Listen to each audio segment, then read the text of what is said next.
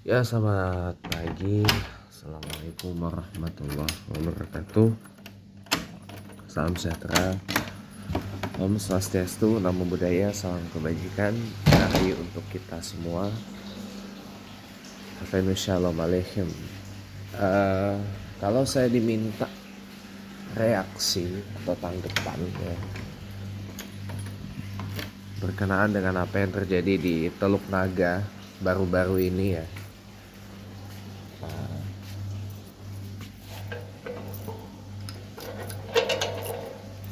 Coba ada yang tahu nggak Teluk Naga itu di mana? Teluk Naga itu ada di Tangerang, Banten. Baru-baru ini ada peristiwa yang menurut saya ini agak memalukan ya. Bukan agak memalukan lagi, sangat memalukan gitu loh. Yaitu kalau kemarin bulan purnamanya ada di depan rumah kelihatan ya. Kalau sekarang bulannya tinggi. Ya. Jadi gini, ada insiden atau kejadian lagi dan lagi ya kan, ketika orang dari Kristen itu sedang berdoa gitu ya, sedang beribadah gitu ya, sesuai dengan agamanya, sesuai dengan ajarannya gitu ya.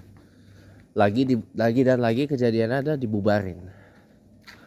Korban terbarunya adalah komunitas Kristen Tesalonika di sana lah, daerah Teluk Naga, Tangerang sana, dibubarin sama orang Islam. Lagi dan lagi gitu lah. Saya nggak tahu ya asbabun nuzulnya atau asbabul wurud dari kejadian itu ya. Saya nggak tahu, terus terang aja penyebabnya apa kok bisa kayak gitu kejadiannya. Apakah lagi dan lagi karena ada masalah komunikasi atau apa gitu ya. Gini ya teman-teman ya, masalah orang beribadah itu kan diatur dalam pasal 28 dan 29 Undang-Undang Dasar 45 ya kan. Tinggal kita jalanin aja apa susahnya sih gitu loh. Nggak boleh kita saling menghalangi apa segala macam, nggak boleh gitu loh. Terlepas dari wilayah itu adalah orang Islam semua gitu loh. Ya alhamdulillah di tempat saya di Jakarta ini sampai saya terakhir ini nggak ada tuh kejadian yang begitu-gitu. Masalahnya apa? Pertama itu kejadiannya di Banten teman-teman. Banten itu orang Islamnya keras-keras banget, kuat-kuat banget, fanatik banget gitu loh. Beda halnya dengan Jakarta yang memang oke lah, masih ada teman-teman kita Betawi yang Islamnya masih kencang, kuat, fanatik banget gitu ya. Tapi Jakarta ini kan udah heterogen, udah metropolitan, megapolitan, jadi nyampur dengan mereka yang abangan gitu loh. Nah kalau di Banten ini kan waduh, ya itulah pokoknya lah. Kurang, bagi saya sih ya kurang komunikasi aja itu ya dari pihak KMK KKT-nya itu, komunitas Kristen Tesalonika itu mungkin ada kurang komunikasi atau gimana. Saya juga nggak tahu gitu loh kenapa sih harus begitu kejadiannya. Itu yang membuat saya tuh jadi agak prihatin gitu loh dengan peristiwa itu ya. Karena pertama cobalah, mungkin itu kan saya nggak tahu apa kegiatannya yang ada di itu, kegiatannya di rumah teman-teman, di rumah bukan di gereja, di rumah gitu loh. Itu kalau entah lagi komsel atau lagi berdoa kecil atau gimana, saya pun juga nggak tahu gitu loh ya. Ya pertama tuh gini teman-teman, itu kan kejadiannya di kampung, bukan di komplek kayak gini. Kalau di komplek kayak gini saya pikir orang-orangnya juga ya alhamdulillah udah bisa welcome lah, udah bisa toleran gitu kan.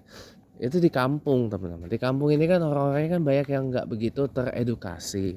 Orang-orangnya kan nggak begitu punya pendidikan gitu loh. Orang ini kan cuman istilahnya kayak ya, kalau bahasa Inggrisnya ya terima aja apa yang ada gitu loh. Jadi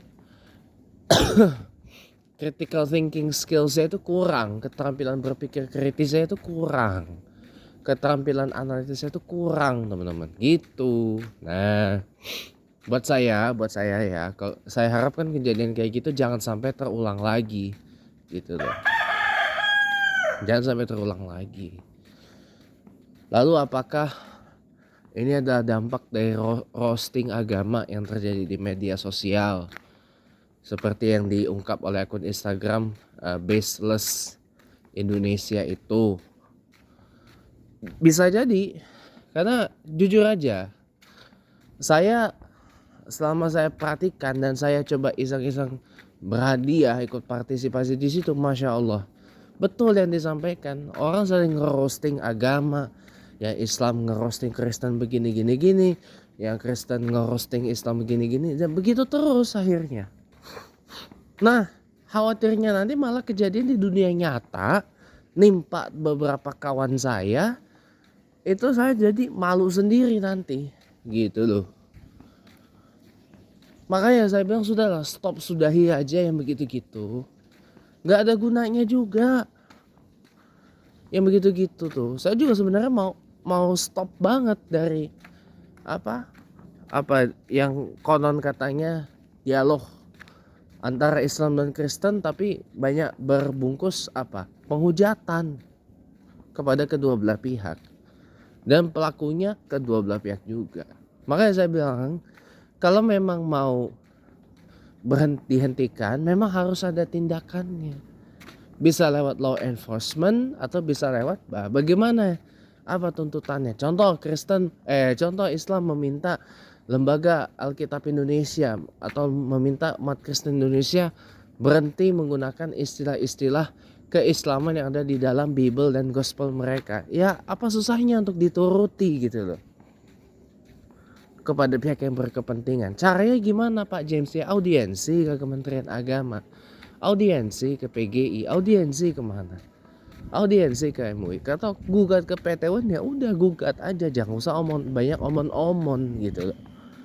Gitu ya menurut saya ya. Jadi sekali lagi saya harapkan kejadian ya persekusi dan pembubaran paksa orang lagi ibadah menurut agama kepercayaan dan keyakinannya, itu saya pikir jangan terulang lagi di negara ini. Jangan, udah dijamin dan dilindungi undang-undang itu ya. Tinggal bagaimana kita bertoleransi, bagaimana kita saling ngerti, saling paham gitu ya. Itu aja sih. Dan terakhir pesan saya satu, jangan menyebarkan agama kepada orang yang sudah punya agama ya. Karena kalau itu yang dilakukan, mohon maaf, itu bisa berujung tindak pidana yang diatur dalam 156A KUHP yang mulai tahun depan nanti akan diberlakukan menjadi pasal 300 Kitab Undang-Undang Hukum Pidana yang baru, yang bernama tindak pidana terhadap agama.